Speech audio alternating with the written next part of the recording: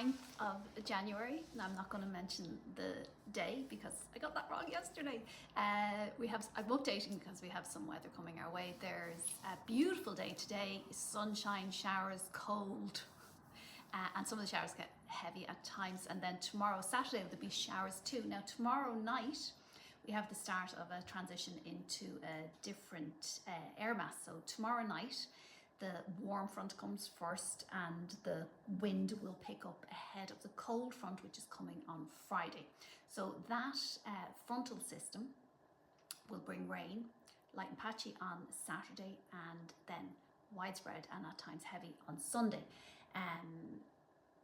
It's associated, so this frontal system, warm front followed by cold front, you're in the warm sector in the middle, is a large change in air mass. So we've been in a fairly cold air mass, as you know. I don't need to tell you that for the last few days, and we're transitioning into a warm air mass.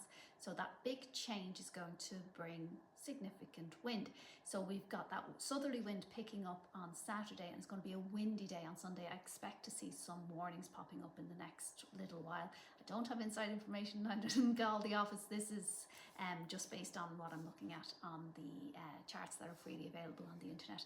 I'd expect to see some warnings issued over the next few hours from Met Éireann for Sunday wind. And probably some accumulations of rain as well, possibly on Sunday. There's low pressure developing out in the Atlantic. Now I was chatting with an interested young man or young woman, actually, I don't know whether their gender, could have been either, on the internet about this developing storm. And what you're looking out for when you're looking at the development of a storm is a rapid decrease in pressure. Don't really see that associated with this system. When you're looking at a rapid decrease in pressure, that's rapid cyclogenesis. There's an awful lot more energy there and the winds can be much more significant. We're not really seeing that with this system, but it's still bringing a wet and windy day for Sunday. I'd say the strongest of the winds, as indicated on these charts as well, will be off the coastal areas, but will be windy right through the country on Sunday.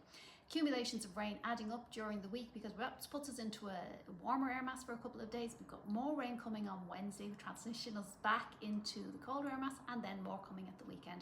So we're flipping, it's the definition of an unsettled week where we're flipping from warm to cold air with the transitions marked by wet and windy weather. So I've included the rainfall accumulations chart for the week ahead just because I've had some people say that they really particularly like this chart.